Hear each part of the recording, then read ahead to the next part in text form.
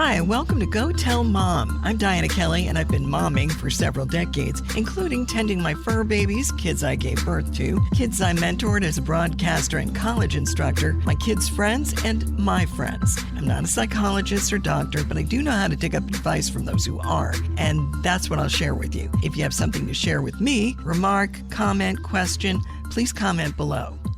Hope your imagination's wide open today because we are going to be talking about imaginary friends. When I was a kid, my parents told me I have a very active imagination. They'd be scrunched at the end of the kitchen table to make room for my friends that they couldn't see. This went on for a chunk of my early childhood, at least until my siblings were old enough to join us at the table. Ali Volpe of The Atlantic says make-believe companions can teach children more than just how to play pretend. Kids learn how to tell stories centered around their imaginary friends. My parents were pretty good about asking me questions about their unseen dinner companions. I'm sure it made for some lively conversations that I no longer can remember. Imaginary friends can be based on someone your child already knows, a storybook character, even a soft toy. We had Jesus and Mary joining us for a few times at the kitchen table when my mom was reading me Bible stories. RaisingChildren.net says these friends may come and go and may exist only in certain spots like a cubby house or at the kitchen table, and as quickly as they've appeared, they can disappear. Kids usually stop playing with their see-through friends when they're ready to move on to the real deal. But in the meantime, the imaginary friend has a number of qualities that appeal to a young child. They may be great listeners who don't judge the kid for complaining. They may be able to do things your kid can't. The fact that your child determines what the make-believe friend says or does can be appealing to a kid who doesn't feel like they have control over anything. Imaginary friends give you insight into your kid's inner world, their likes, their dislikes, their tastes. RaisingChildren.net says kids with make-believe friends might be more imaginative and more likely to dig into magical stories. Dr. Laura Markham says in GoodHousekeeping.com, if your child starts to prefer imaginary friends to the real ones, that's a red flag. She says parents need to examine what's going on in that kid's social world that prompts them to prefer make-believe opportunities to engaging with real kids. Does the child have some social anxiety? Are they being bullied? Markham adds, though, that kids who have imaginary friends are more skilled in what we call perspective taking. They can see things from another person's point of view, so they tend to be more social than other kids. That doesn't mean you have to go along with everything in the imaginary friend's baggage. If the imaginary friend starts breaking things when no one's looking or throwing things or starts requesting dinner, you may have to set some ground rules. You don't let the make-believe pal turn into your child's way to exert massive control over your family. Make-believe friends are a problem when a kid blames bad behavior on the invisible friend.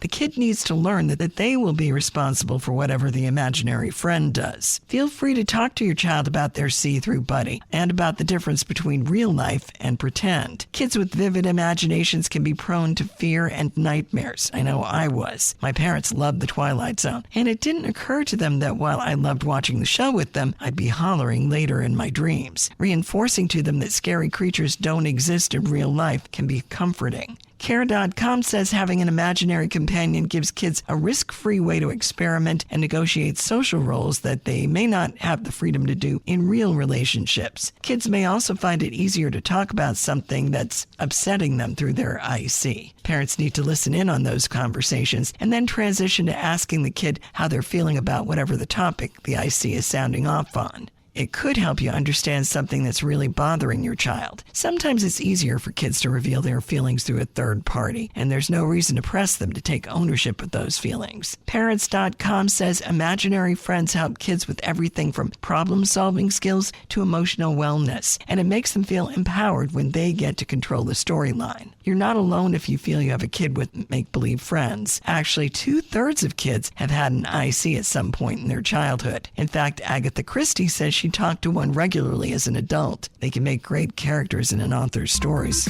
Now let's get some input from my friend and colleague, Dr. Sheri Waltz, joining us.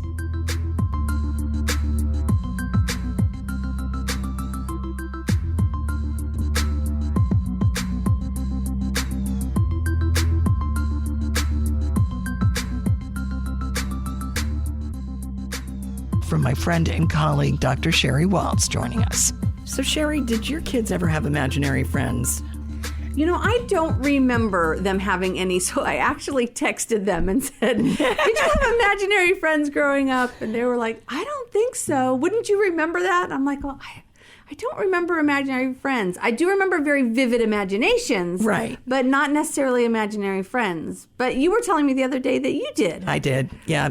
I would be watching a kids show, and I came up with different versions of the characters' names, and they would be sitting at the dinner table with us. And then my mother would read me Bible stories, and so we would have Jesus, Mary, and these other characters sitting at the table with us, and Mom and Dad would be scrunched on the end of the table. But, I mean, they put up with it, for a while, because 3-year-olds have those kind of imaginations, And I really don't remember much about them now.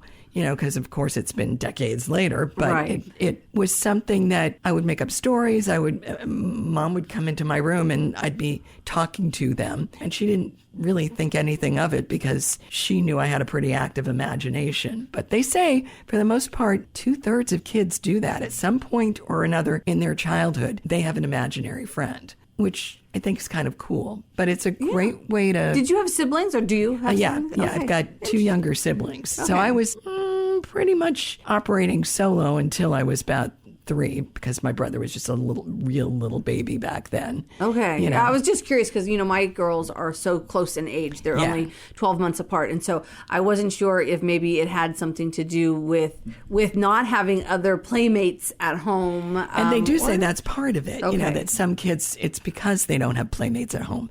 But there are other kids that will do it just because they're bored. They're being creative, and they say a lot of these kids develop social skills more quickly than the kids that don't have imaginary friends because they're always talking to somebody. Oh, how neat. Yeah, how neat. I wouldn't have thought of that. I know I did just a little bit of, Googling stuff before this, and I was looking at popular culture because, of course, that's just something that interests me. And so I was looking at, what shows show imaginary friends and kind of like how do they portray the kids who have them and everything. And it was, they were talking about some shows I guess I hadn't seen. And some of them were supernatural and weird stuff, but we're not going into that. But they brought up Calvin and Hobbes, which I don't know, do you remember that cartoon? Yes. That, I guess comic strip is what it was. Right. I loved it. Now, granted, I was probably in high school maybe when it came out. I don't know when it was. It was maybe middle school, I guess. I don't know. But I loved Calvin and Hobbes, and I used to find it just so... refreshing that he would have these really heart-to-heart conversations with his tiger. With basically an imaginary friend. And that's what got me thinking with my kids, because that's why I texted them, because I was like, did you have any? And they were like, no, not really. But I remember we had, Build-A-Bear, and we had Barbies, of course, and we had other toys, and that they would have very elaborate events happening, so maybe they didn't necessarily have an imaginary friend, but I think that they definitely, like Calvin, used a toy to evoke that whole thing, right? So to have I did that too later when I got to be an older age. I think it was like 12 when I really was convinced that my dolls were not alive. But up till that point, it was like I always thought that there could be a chance I better behave with them, and that kind of thing. So, I was very actively using pretend, if you will, when I was a kid. And it helped me write stories when I was older because I was so used to acting out characters in my head in these conversations. So it would turn into something that was a little bit more tangible when I started developing my writing skills. How neat. I wonder if they've ever done studies on that. Because, people who definitely, storytelling is such an innate part of being human, making connections. You probably had an imaginary friend. Yeah. And didn't realize it. That's what I'm saying. I really wonder. I wonder, of course, I don't remember back that long ago. Yeah. And that's even remembering, even remembering my own kids, but those active imaginations, I wonder if those folk who had that experience turned into creative storytellers, whether that's through music and became singer-songwriters, became writers of novels or filmmakers. All of that. I wonder. I'll have to look that up. Or it could be that they were figuring out science by going out in the backyard and looking at bugs with their imaginary friend. That's true, too. Now, did your kids have any? Not really. I mean, I remember Janina talking to very, very, very briefly. Austin, I don't know. I think for a while there, Buzz Lightyear was his best friend. That was funny because we took a trip to Disney World once, and he took Buzz with him, and he left Buzz in the hotel. Oh, my goodness. Disney sent it back to him. Really? Yeah, so a box with Buzz Lightyear. So, of course, I sent them back a huge thank you note. Yeah. But it was pretty cool. But Buzz was his buddy for a long time. Aww. Well, he was kind of an introvert who could be an extrovert when he needed to be.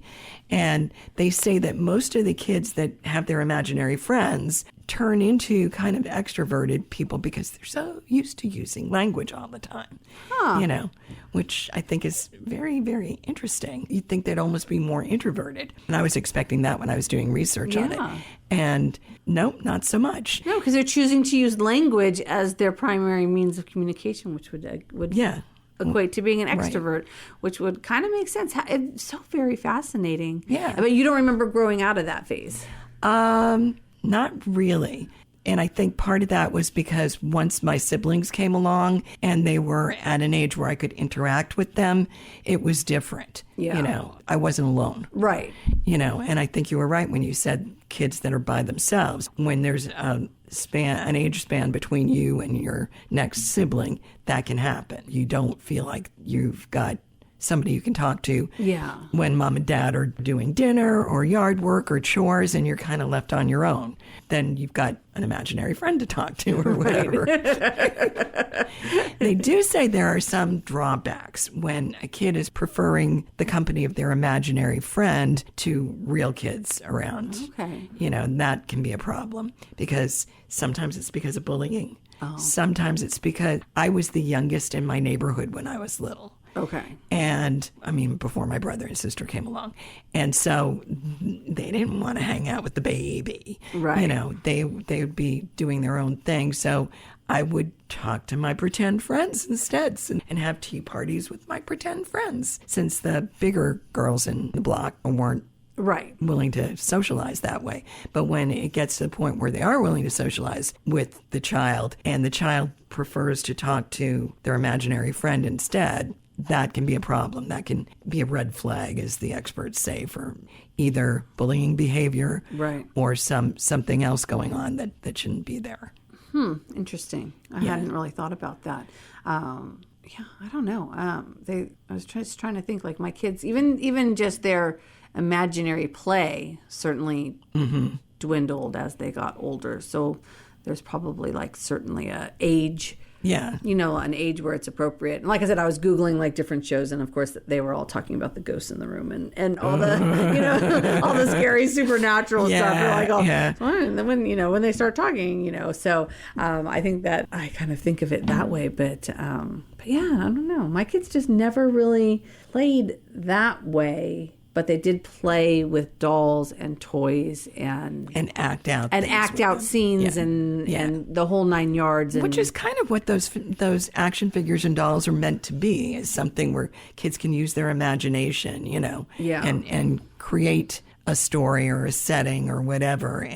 But they say parents are wise to kind of listen in on that, even though it seems like an invasion of privacy, but to listen in on something like that, because if there's a problem, if the kid is getting angry during the playing or that kind of thing, you need to do a heads up on that. Right, to see how they handle conflict through imaginary play. What are they doing? Are they being an aggressor? Are they... Because if they're having a little temper tantrum with their imaginary friend, then they're probably more likely to run into trouble when they have the real thing, Yeah, that's definitely true. Something to chew on, Something to think about, I remember growing up, our next door neighbor, her name was Becky. Her dad worked for Mattel. They had an entire room of Barbie. Oh my goodness. It was like heaven. Yeah. Every Barbie toy that was ever there, he had. Yeah. That was, and they had, and we got to play with, and we had very elaborate scenes and happenings and parties and all those things that happened with Barbie. I remember those a lot. And that probably helped you build your storytelling skills. Probably did. Yeah. I, again, never really thought about it. Like I said, I don't remember imaginary friends, but I do remember having a vivid imagination. What fun. What would you advise a parent to do in the event that their child had an imaginary friend who seemed to get them into trouble? Oh, yeah. If they were like the nobody. Yeah. That was like Family Circus. Do you remember that? Yes. Yes, nobody. The nobody who did nobody. it. Nobody did it. Yeah. But I think that probably you would want to start with a conversation about the imaginary friend and about how the child needs to take responsibility for him. Just like if it was a real friend who came over to the house. If a real friend came over to the house and went into it, and grabbed a plate. Grabbed a plate and threw it down. Like you need to be able to say something. So teaching them about that. But I suppose if it continued on, I would probably want to seek some type of help, like talk to a school counselor or a therapist or something like that. Because I would be a little bit concerned that there would be some type of a pass almost, where the child might be like, well, I didn't do it, it was them, and so I would be worried about that. Yeah. Like just teaching them the responsibility. Yeah. And that they can't say that their imaginary friend ordered cheeseburgers every day of the week. Or something like that. Something, and again, I'd want to explore that a little bit more and make sure there wasn't any supernatural thing happening in my house. Right. Yeah. Yeah. Well, it's funny because we actually, when my sister was 3, we moved to New Hampshire and we moved into a house where the woman had passed away. She had lived there. Honestly, she had lived there since like 1920. Oh my goodness. And she had passed away and she wanted the house sold to a family with children. So the first night that we had moved in, my mom was getting my sister, it was the morning after. My mom was getting my sister ready for the day. And Denise said, there was a little old lady sitting at the end of my bed last night. Oh, yeah. Yeah. Oh, my goodness. And Mom said, real? And Mom said the hair on the back of my neck stood up. And she said, what did she look like? Well, Mom had seen a picture of Mrs. Bruce. And Denise described this woman that sat on her bed exactly like the picture. And Mom said, what did she do? And she didn't do anything. She just looked at me. And I went to sleep. And then, so my mother rearranged the furniture in the room 3 times. And each morning, my sister would get up. The little old lady was at my bed again. And now this is my sister, president of the insurance company, the General Electric insurance company. She wasn't into fantasy or, magical creatures or anything like that. After 3 nights, no problem. It was like Mrs. Bruce checked her out for 3 nights and decided we were okay. Oh my goodness. Yeah. I've never had any ghostly encounters, and I always tell my husband, I'm like, well, I would love one. I would love to see Bigfoot. I would love to, meet an alien. Yeah. I would love to see a ghost. I'm like, they never come and visit me. I don't understand. Yeah. I guess I don't have that open mind. I don't know. Well, either that or they just haven't found you yet. Maybe there's too many people on the planet and they haven't found me yet. Like we've got to track down Sheri. Alrighty. I think that if a kid has an imaginary friend, parents really don't need to worry about it terribly much. I don't think so either. Yeah, it's just one of those things that you wait and see how the kid reacts to that character, if you will, and how long the character lasts. Although Agatha Christie said she had an imaginary friend when she was writing her books, so Could be a muse. Never know. It could be, yeah. I mean, yeah. I don't know. I think like everything, right? It's the child, the situation, all of that matters. And I think, parents know their children best and they can kind of navigate those waters. But I don't think that anybody should be concerned about asking for help, right? So if you think your child's doing something that's not working for the child, then reach out to somebody. I think there's a lot of people. I think we don't quite have the same stigma as we did, when we were growing up. And I think now that there are a lot more resources out there. And people like to help. Yeah. So I think that it's a little easier to navigate some of the more challenging questions that can come up sometimes with parenting. Yeah. Thank you, Sheri. All right. Thank you. From my friend and colleague, Dr. Sheri Waltz.